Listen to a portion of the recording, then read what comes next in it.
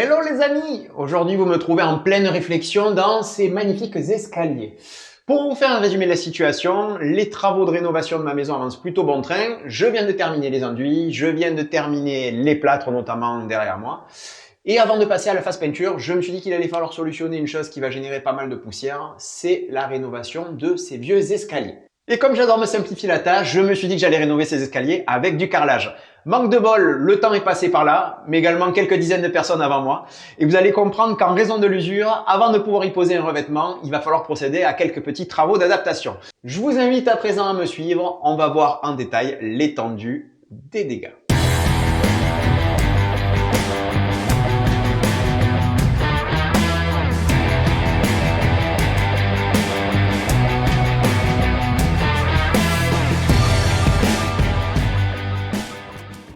Pour planter le décor, et comme vous pouvez le voir, cette maison n'est pas toute jeune et date probablement du début des années 1900.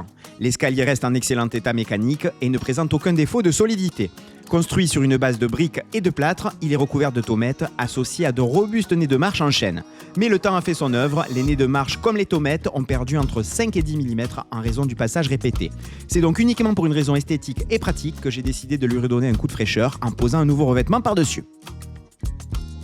Première étape de cette longue rénovation, je réalise un nettoyage grossier de l'escalier avec une simple spatule, le but étant de décoller les principales adhérences de plâtre et d'enduit qui ont pu tomber durant la réfection des murs de la cage d'escalier. L'idée n'est pas de réaliser un nettoyage parfait immédiatement, mais de dégrossir son décapage. Je complète donc cette étape par un petit coup de balai histoire de tout dépoussiérer. Les amis, je voulais vous faire un petit aparté sur cet outil que je vais utiliser dans la suite du nettoyage de l'escalier. C'est une marque qui est déclinée dans beaucoup d'enseignes de bricolage, une marque qui est relativement grand public, mais c'est vraiment un outil qui est appréciable et un gain de temps précieux au quotidien dans mes rénovations. Si vous avez des grandes surfaces à décaper type planches, poutres ou encore des sols comme je vais le faire à présent, c'est un outil qui vous fera vraiment gagner beaucoup de temps. L'inconvénient de ce genre d'outil, ça génère pas mal de poussière, de fumée, donc c'est masque obligatoire quand vous l'utilisez, vous ne pouvez pas y couper. Voilà, je voulais vous faire un petit focus sur cet outil qui a vraiment amélioré mon quotidien. On ne m'a pas donné un centime, je suis allé chercher tout seul comme un grand au magasin, mais quand les choses sont bien, il faut le dire. Voilà, je voulais partager ça avec vous. Équipé d'une brosse en laiton, ce décapeur rotatif est une arme redoutable pour nettoyer l'escalier. Rien ne lui résiste. L'objectif est simple, revenir au matériau brut sans l'abîmer et éliminer toutes les couches parasites accumulées au fil du temps afin de garantir une parfaite adhérence au futur revêtement.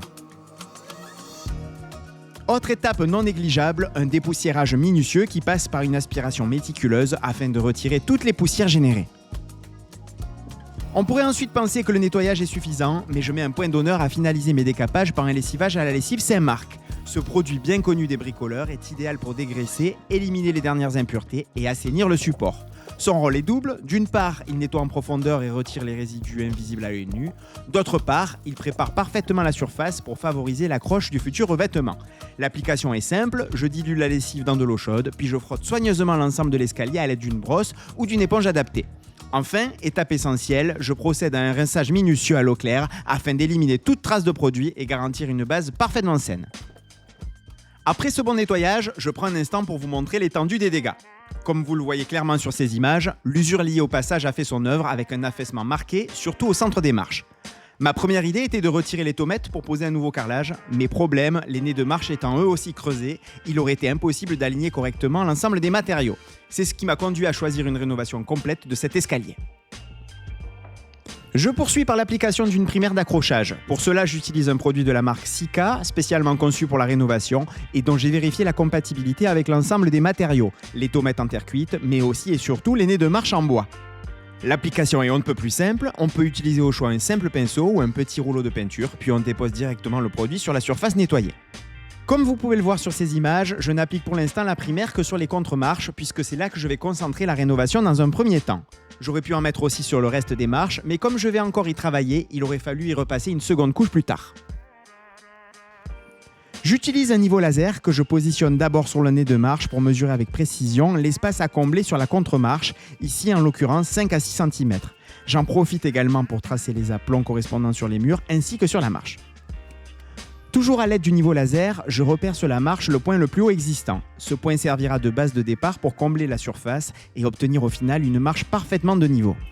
Pour éviter de vous imposer la répétition de ces images, sachez que je réalise ces mêmes étapes avec le niveau laser sur l'ensemble des marches. Cela me permet de vérifier la réalité des côtes mesurées, mais aussi de m'adapter aux particularités de chacune. Abordons maintenant la méthodologie de rénovation de cet escalier. Comme une image est souvent plus parlante qu'un long discours, je vous propose cette illustration pour visualiser le procédé. La première opération consiste à combler l'espace situé sous les nez de marche de manière à créer une contre-marche pleine.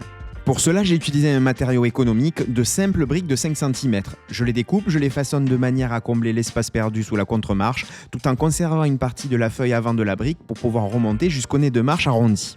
Je fixe ensuite les briques par collage directement sur la contre-marche après avoir appliqué une primaire d'accrochage compatible bois. Je prévois ensuite de fixer des panneaux à carreler sur cette face avant, découpés et façonnés pour constituer un coffrage de niveau pour la marche. L'idée est ensuite de couler un ragréage fibré, compatible bois, afin de rattraper la planéité, de remettre la marche de niveau et d'isoler le carrelage du bois pour prévenir tout risque de fissuration. Il est important de préciser que dans le cas présent, mes nez de marche sont en parfait état mécanique et ne présentent ni flexion ni signe de dégradation. Cependant, si vous avez le moindre doute ou si vous souhaitez prévenir davantage le risque de fissuration, il est possible et même recommandé d'ajouter une étape intermédiaire en utilisant une natte de désolidarisation type DITRA.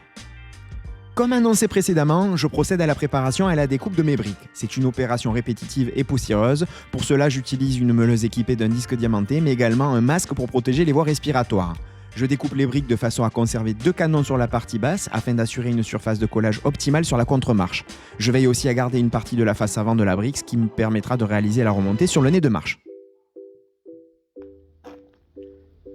Il n'y a rien à envier à Roland-Garros. Allez, le petit point mode. Pour ceux qui cherchent la référence, vous trouverez ça chez L'Oréal. La référence, c'est terracotta ou fleur de brique. Après ce point mode et beauté, je prépare une colle à carrelage déformable de type C2S2 destinée à coller les briques sur les contre-marches. Le collage se fait par double encollage. J'applique d'abord une couche de colle directement sur la contre-marche à l'aide d'une spatule, puis j'encolle les briques avec un peigne à carrelage de 10 mm.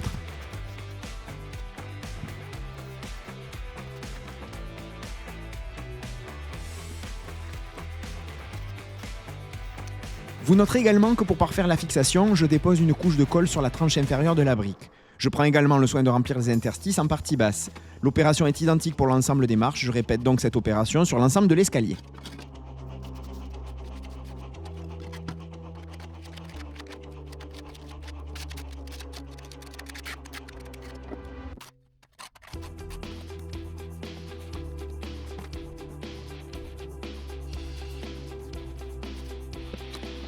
Une fois toutes les briques collées, je procède au gâchage d'un mortier adhésif que j'utilise uniquement pour reboucher les interstices laissés par les défauts d'adaptation des briques. Cette étape n'a pas vocation à fixer, mais simplement à reboucher afin d'éviter les pertes de matière lors du futur collage du ragréage fibré.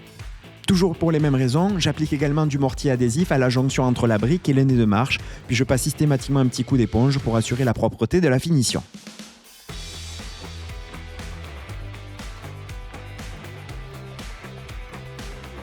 Voilà les amis, le collage de nos briques est terminé, le rebouchage des principaux trous effectué. Mais avant de passer à l'étape suivante, je voulais vous montrer une petite particularité qui va m'imposer une étape intermédiaire. Alors dans le meilleur des cas de figure, c'est le cas sur cette marche, je me retrouve avec la brique qui est parfaitement alignée avec le nez de marche. Dans d'autres cas, je m'en suis rendu compte a posteriori, certains nez de marche sont courbés, notamment au milieu, avec parfois du coup une variation de presque 5 mm. Ce qui m'impose du coup, avant de pouvoir venir coller les plaques Kerdi, de venir raboter ces nez de marche. Je vais donc reprendre tous les nez de marche un à un pour pouvoir venir les ajuster et tomber au plus juste avec les briques que je viens de coller. Je vous fais voir le genre d'outil que je vais utiliser pour venir usiner mes nez de marche. Alors ce sont ces disques LIM, ce sont des disques qu'on trouve facilement sur internet ou chez les quincailliers. Ça se monte sur une meuleuse traditionnelle, c'est dédié uniquement à l'usage sur bois. C'est redoutable en termes d'efficacité, en revanche c'est super dangereux, on a souvent des retours machines. Donc si vous utilisez ce genre d'outil les amis, c'est gants systématiques non négociables.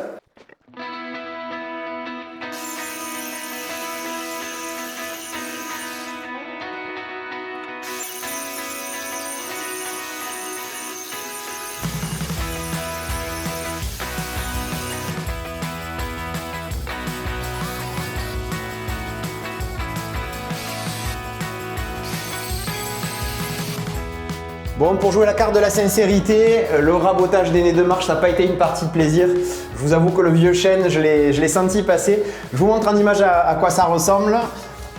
Voilà, alors à certains endroits, j'ai dû carrément enlever pratiquement 1 cm, hein, on ne doit pas en être loin. À d'autres, ça a été simplement juste un petit affleurage, voilà, histoire de pouvoir plaquer au mieux avec la plaque de Wedi derrière. C'en est fini de la préparation des nez de marche. Avant de passer à la nouvelle phase de collage, une nouvelle passe de primaire d'accrochage, cette fois-ci sur les briques. L'idée, c'est de limiter l'absorption de la colle et favoriser l'adhérence. Pas de difficulté particulière, je vous propose qu'on se retrouve à l'issue de cette étape. Après avoir appliqué la primaire d'accrochage sur l'ensemble des surfaces extérieures des briques, je reprends le niveau laser pour mesurer la hauteur nécessaire de chaque marche. Pour cela, je repère sur chacune d'elles le point le plus haut qui me servira de référence. Ainsi, je pourrai compenser les écarts avec du ragréage et obtenir un niveau parfaitement aligné. Cette mesure me permettra ensuite de déterminer la hauteur exacte des panneaux Wedi que je découperai avant collage.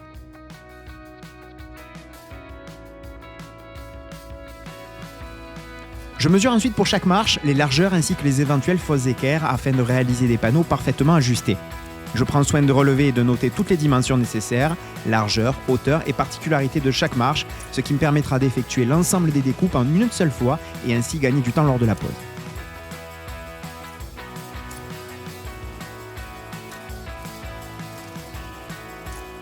Je vous montre les matériaux qu'on va utiliser pour la suite de la rénovation de cet escalier. Ce sont des panneaux à carreler, là en l'occurrence de la marque Wedi. Donc ce sont des panneaux à carreler qui font 6 mm d'épaisseur.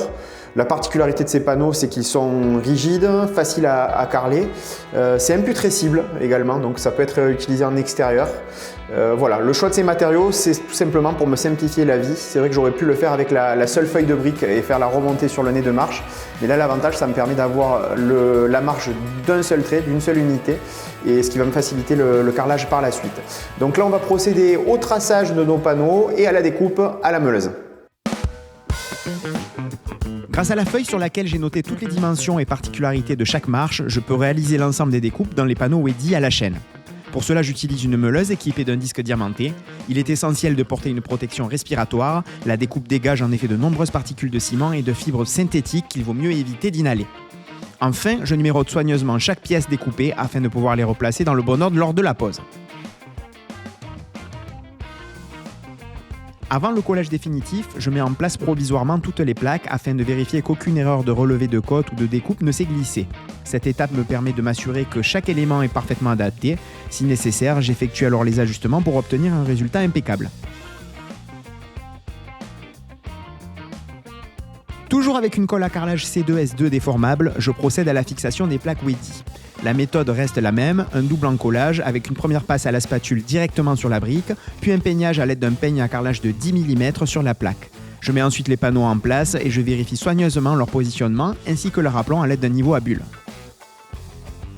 L'opération se répète de la même manière sur l'ensemble des marches. Je veille également à bien nettoyer les éventuels résidus de colle laissés lors de la pose afin de garantir un rendu propre et soigné.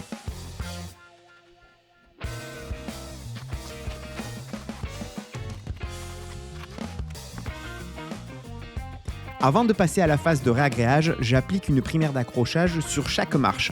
Il est important de vérifier la compatibilité de cette primaire avec les matériaux existants, en l'occurrence ici des tommettes en terre cuite et des nez de marche en bois. On utilise généralement des primaires dites rénovation, mais il ne faut pas hésiter à consulter le mode d'emploi du produit pour s'assurer de sa compatibilité. Pour le réagréage, j'utilise un produit de la marque Axtone, vendu chez Leroy Merlin, mais il existe bien sûr de nombreuses alternatives. L'essentiel est de choisir un réagréage fibré, compatible avec les supports concernés, en l'occurrence ici le bois et les tommettes en terre cuite. Il est primordial de respecter scrupuleusement le dosage d'eau indiqué par le fabricant, car c'est ce qui conditionne la résistance et la qualité du réagréage une fois sec. Pour plus de précision, n'hésitez pas à utiliser un verre doseur et à garder une constance dans la préparation de vos gâchages. Je verse ensuite directement le réagréage sur les marches. Les plaques de Wedi collées précédemment font office de coffrage et permettent de retenir le produit. Grâce à sa texture auto-nivelante, le réagréage se met lui-même à niveau. Je veille simplement à assurer une répartition uniforme du mélange à l'aide d'une taloche.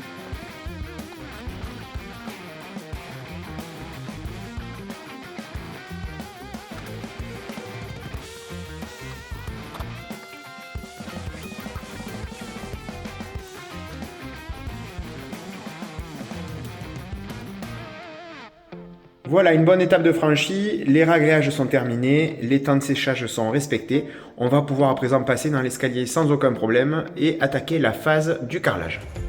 Concernant le choix du carrelage, je suis parti sur un grand format, un modèle type lame de parquet, 20 par 120 cm. L'avantage de ce type de carrelage, c'est qu'on va pouvoir poser les joints de manière décalée, donc ne pas avoir un calpinage trop fastidieux. Et ça me permettra également d'avoir une grande surface de couverture, donc de minimiser le nombre de jonctions et de joints à réaliser. Pour ce qui est du sens de pose, j'ai choisi de carreler en partant du bas vers le haut. L'avantage, c'est que je pars d'une base stable et que je garde une progression logique marche après marche. En revanche, cette méthode m'impose de ne carreler que 3 ou 4 marches maximum par jour, le temps que la colle sèche, et je dois éviter de piétiner sur ce que je viens de poser.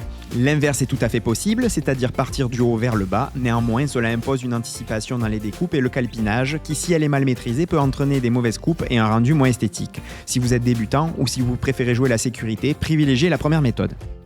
Alors pour ce qui est des modalités de pose du carrelage, je me suis fixé la règle d'or de faire en sorte que ma contre-marche vienne systématiquement reposer sur la marche. Le pourquoi du comment, il est tout simple, c'est pour éviter d'avoir un joint qui est trop visible au niveau de la jonction marche contre marche. En procédant de cette manière, on minimise vraiment l'effet visuel du joint. Donc ça, c'est la première règle que je me suis fixée pour poser le carrelage. Nouvelle étape de relevé de côte, cette fois-ci pour préparer les découpes de carrelage. Il est essentiel de vérifier les éventuelles fausses équerres afin de reporter sur vos carreaux des découpes parfaitement adaptées à la forme de vos marches. Pour la découpe et compte tenu de la longueur des carreaux, je n'ai pas d'autre solution que d'utiliser une meuleuse équipée d'un disque diamanté. Attention toutefois, si votre disque est neuf, il risque d'écailler vos carreaux. L'astuce consiste à le rôder au préalable en effectuant quelques coupes sur des chutes. Cela permet d'user légèrement les diamants et d'obtenir ensuite une coupe beaucoup plus nette avec un minimum d'éclat.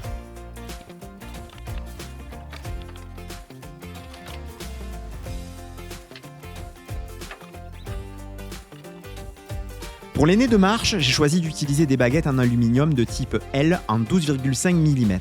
Ce choix n'est pas un hasard, le carrelage mesure 10 mm d'épaisseur et avec un peigne carré appliquant environ 10 mm de colle, l'affaissement de celle-ci permet d'obtenir une épaisseur finie proche des 12,5. Pour le collage, je reste fidèle à la même logique, le double encollage. Sur les contre-marches, j'applique d'abord un beurrage à la spatule simple, directement sur le support, puis je peigne le carreau avec un peigne de 10 mm.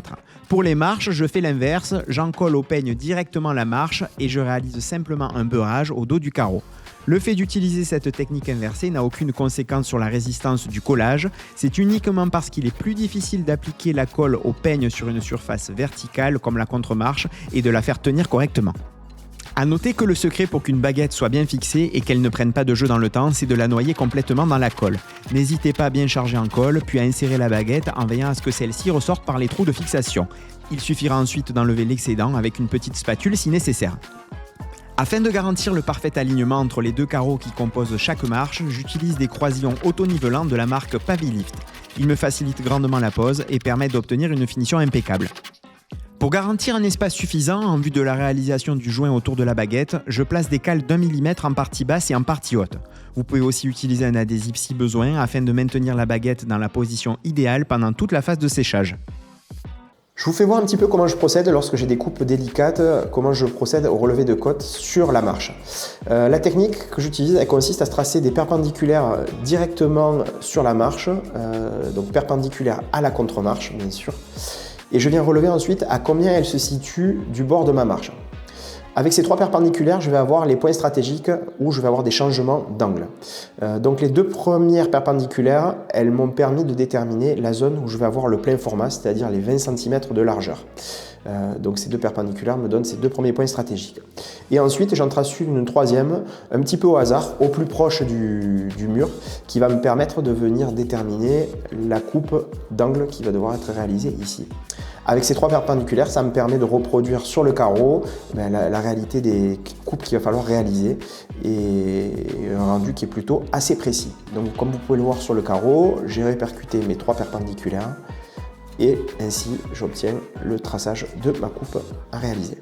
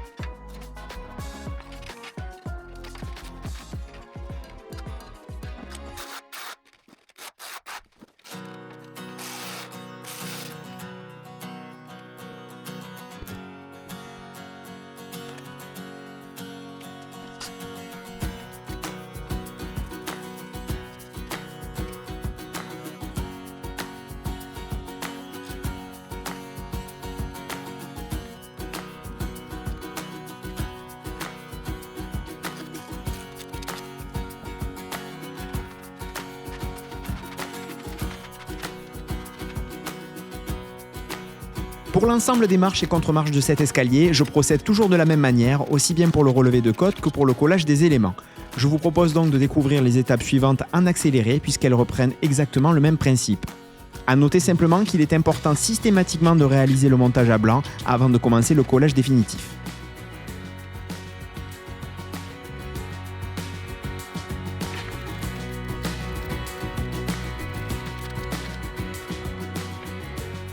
Pour ce qui est du choix des plaintes, j'étais parti initialement pour acheter les plaintes raccord directement chez le marchand de matériaux. Et je vous avoue, quand j'ai vu les prix, j'ai fait demi-tour. Alors j'ai la chance d'avoir à la frontière franco-espagnole un marbrier qui réalise directement les plaintes en coupant dans les carreaux. L'avantage là, c'est que j'ai pu lui porter l'ensemble des chutes que j'avais et il m'a réalisé environ 20 mètres linéaires de plainte pour un coût de 40 €. Donc ça reste vraiment économique. Voilà, l'avantage c'est qu'on peut choisir la taille des plaintes. Là je suis parti sur un format de 6 cm. La raison elle est toute simple, c'est que chaque carreau faisait 20 cm de large et il a pu me couper 3 bandes ainsi par carreau. Voilà, pour optimiser au maximum. Et l'avantage également c'est que vous pouvez choisir le type de chanfrein. Là je suis parti sur un petit chanfrein plat, mais il aurait pu me faire également un quart de rond. Enfin voilà, il y a tout un tas de possibilités. N'hésitez pas à aller voir autour de chez vous s'il y a des marbriers qui font ce genre d'opération. Ça reste hyper économique et puis ça permet de ne pas faire de gaspillage. Pour la pose des plaintes, j'ai choisi une pose dite à crémaillère. Le relevé des côtes est assez simple, il suffit de positionner 2 plaintes perpendiculairement, puis de tracer au crayon leur intersection. Cela permet ensuite de réaliser une coupe à 45 degrés, parfaitement ajustée, en tenant compte des éventuelles fausses équerres. La pose à crémaillère n'est qu'une alternative parmi d'autres pour un escalier, mais elle reste selon moi la plus esthétique. Après avoir soigneusement numéroté les plaintes et relevé toutes les intersections, je passe à la découpe en série de l'ensemble des éléments. Je prépare une nouvelle gâchée de colle à carrelage déformable. Cette fois-ci, j'en colle simplement le dos des plaintes avant de les positionner à leur emplacement respectif.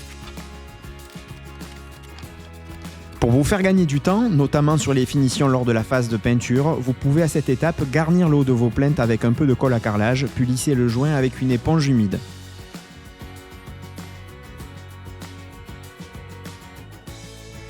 Comme à l'habitude, les étapes suivantes sont identiques, on accélère un petit peu et on se retrouve juste après.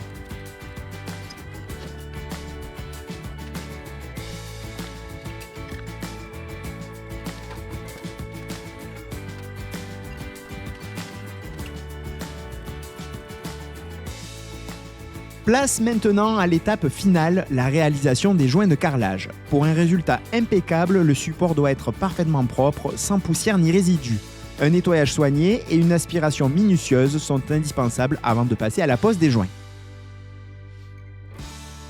Pour réaliser les joints, j'utilise une préparation grise de la marque Weber. Il est essentiel de respecter scrupuleusement le dosage en eau et surtout de le maintenir identique tout au long de la phase de jointage. C'est la condition pour obtenir une couleur uniforme sur l'ensemble de votre projet. Si vous n'êtes pas encore très à l'aise avec cette étape, je vous conseille de préparer de petites quantités de préparation suffisantes pour couvrir 1 à 2 mètres carrés maximum. Cela évitera qu'elle ne sèche trop vite ou que vous manquiez de temps pour nettoyer correctement vos surfaces. Pour l'application du joint, j'utilise un platoir souple. La préparation doit être légèrement ferme afin d'éviter qu'elle ne coule et pour limiter la rétractation lors du séchage. On garnit généreusement dans l'axe du joint, puis on finalise par une passe croisée, idéalement à 45 degrés par rapport à l'axe du joint. La durée d'application de ma préparation est d'environ un quart d'heure avant qu'elle ne commence à durcir. Je procède donc par étapes en réalisant le jointage d'environ 3 marches à la fois. Lorsque le joint déjà posé commence à blanchir, c'est le signal qu'il est temps de débuter la première phase du nettoyage. Lors de cette première phase de nettoyage, l'idée est de réaliser de grands cercles avec une éponge. Le but n'est pas d'obtenir l'aspect définitif du joint, mais simplement d'éliminer le surplus de matière et d'uniformiser l'ensemble. 5 à 10 minutes plus tard, on passe au nettoyage définitif des surfaces. La technique est simple, mais doit être appliquée rigoureusement pour éviter des traces de joints difficiles, voire impossibles à retirer par la suite. Utilisez une éponge bien essorée, posez-la sur la surface et tirez-la de manière linéaire, sans jamais la relever ou uniquement à la seule condition de la rincer. Dans le cas contraire, vous redéposerez de la laitance, invisible au premier abord à cause de l'humidité, mais qui finira par sécher et marquer vos carreaux définitivement. N'hésitez pas à renouveler régulièrement votre eau de rinçage car elle se charge en matière au fil des nettoyages. Une eau trop saturée risque également de provoquer des taches sur vos surfaces. Un outil très pratique pour cette phase de nettoyage est la taloche éponge associée à son seau essoreur. Si vous devez travailler sur de grandes surfaces de carrelage ou si vous en avez la possibilité, n'hésitez pas à investir, c'est un gain de temps considérable.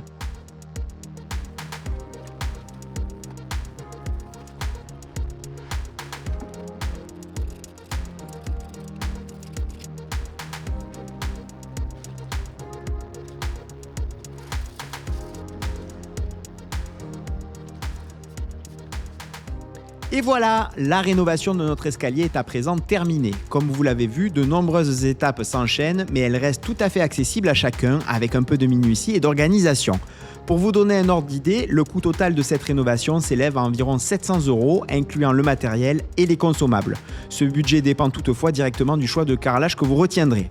Merci de m'avoir suivi dans cette nouvelle aventure. De nombreuses vidéos sont à venir sur la chaîne. Si cette vidéo vous a plu, pensez à mettre un petit like, à vous abonner et à laisser un commentaire, ça fait toujours plaisir. À très vite pour de nouvelles aventures.